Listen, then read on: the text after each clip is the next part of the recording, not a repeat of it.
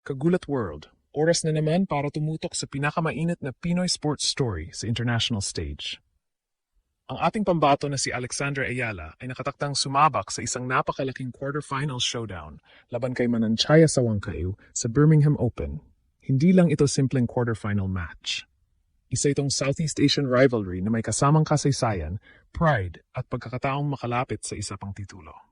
Sa kasalukuyan, si Alex ang top seed ng torneo at world number 37, ang pinakamataas na ranking na naabot ng isang Filipina sa kasaysayan ng tennis.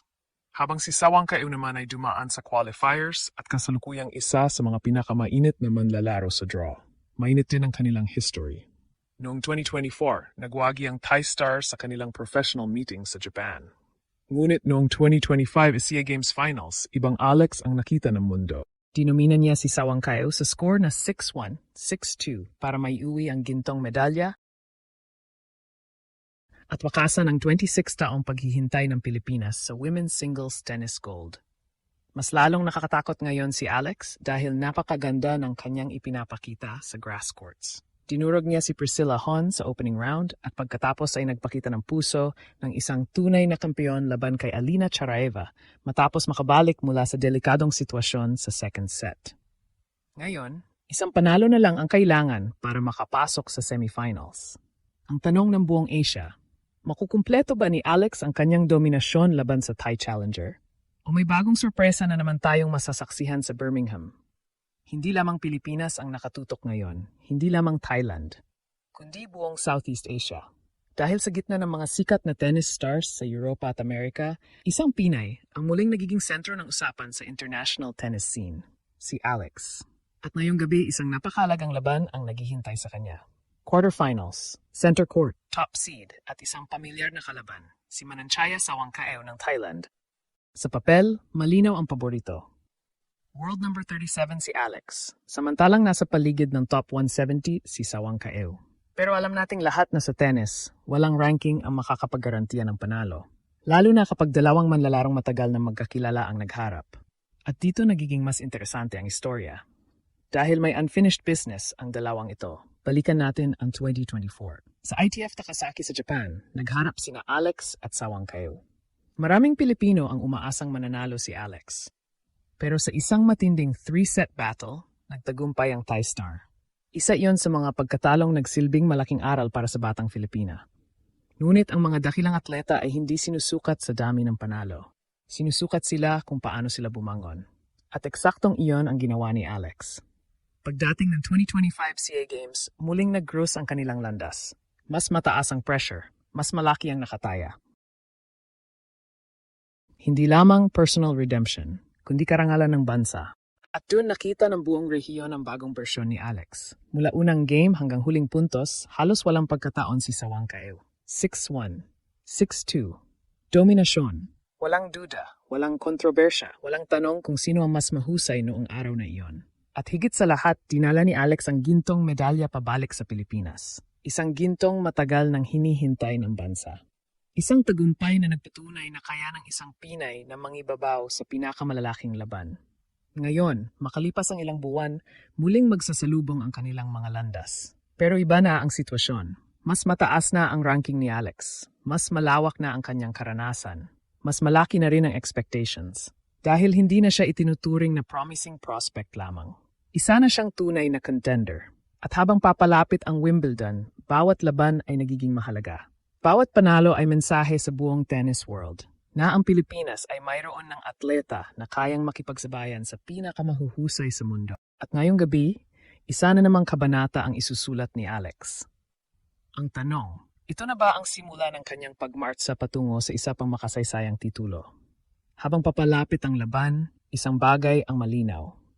Hindi basta-basta nakarating si Alex sa quarterfinals. Hindi to dahil siya ang top seed. Hindi to dahil mataas ang kanyang ranking. Nakarating siya rito dahil pinatunayan niya sa court kung bakit siya ang pinakamalaking pangalan sa draw. Sa opening round pa lamang, agad nang nagpadala ng mensahe si Alex sa buong torneo. Kalaban niya si Priscilla Hon ng Australia, isang veteranong manlalaro na may malawak na karanasan sa professional circuit. Marami ang umaasang magiging dikit ang laban, pero ibang Alex ang lumabas sa court. Parang Baguio, parang makina, parang player na may isang misyon lamang, ang manalo. 6-0, 6-2. Halos walang naging sagot si Hon. Mula baseline rallies hanggang service games, kontrolado ni Alex ang bawat bahagi ng laban. At doon nagsimulang maniwala ang maraming analis na maaring ito na ang pinakamagandang grass court form na nakita nila mula sa Filipinas Star. Ngunit ang tunay na pagsubok ay dumating sa susunod na round, laban kay Alina Charaeva. Sa unang tingin, mukhang normal na laban lamang. Nakuha ni Alex ang unang set ng kumbinsido. Komportable, kontrolado, parang papunta na sa isa pang madaling panalo. Pero doon nagsimulang magbago ang kwento. Sa second set, biglang bumilis ang laro ni Charaeva. Mas agresibo, mas mapanganib, at unti-unting napunta sa alanganin ng sitwasyon. Mula sa pagiging komportable, biglang nahabol si Alex, hanggang umabot sa isang nakakatakot na sitwasyon. 5 games para sa kalaban, 2 games lamang para kay Alex. Maraming players ang mababali sa ganoong pressure. Maraming players ang mawawala ng kumpiyansa. Pero hindi si Alex. Doon nakita ang pinakamahalagang bahagi ng kanyang laro. Hindi forehand, hindi backhand, hindi serve, kundi mental toughness. Habang tumataas ang pressure, lalo siyang naging kalmado. Habang lumalakas ang kalaban, lalo siyang naging matatag. Game pagkatapos ng game. Point pagkatapos ng point. Unti-unti niyang binawi ang momentum. Hanggang sa mangyari ang hindi inaasahan. Sunod-sunod na 5 games. Isang napakalaking comeback mula 2-5, naging 7-5. Tapos ang laban. Panalo si Alex. At para sa maraming tennis observers, iyon ang klase ng panalo na naghihiwalay sa magaling na manlalaro at sa mga tunay na kampeon. Dahil kapag kaya mong manalo kahit hindi perpekto ang laro mo, ibig sabihin lumalakas ka na bilang atleta. At iyan ang dahilan kung bakit napakaraming eksperto ang naniniwalang si Alex ang may lamang laban kay Sawang Kaew. Hindi lamang dahil mas mataas ang ranking niya. Hindi lamang dahil top seed siya, kundi dahil ipinakita niya na kaya niyang mag-adjust sa anumang sitwasyon. Kapag mabilis ang laban, kapag mabagal ang laban kapag siya ang lamang, at kahit kapag siya ang naipit. Sa kabilang banda, hindi rin dapat maliitin si Mananchaya Sawang Kaew. Qualifier man siya pero 4 na sunod na panalo ang kanyang naitala sa Birmingham. Ibig sabihin, sanay na siya sa grass courts na ito. Komportable na siya sa kondisyon at wala siyang pressure. Si Alex ang favorite. Si Alex ang inaasahang mananalo. At minsan sa sports, ang pinakamapanganib na kalaban ay yung walang dapat patunayan.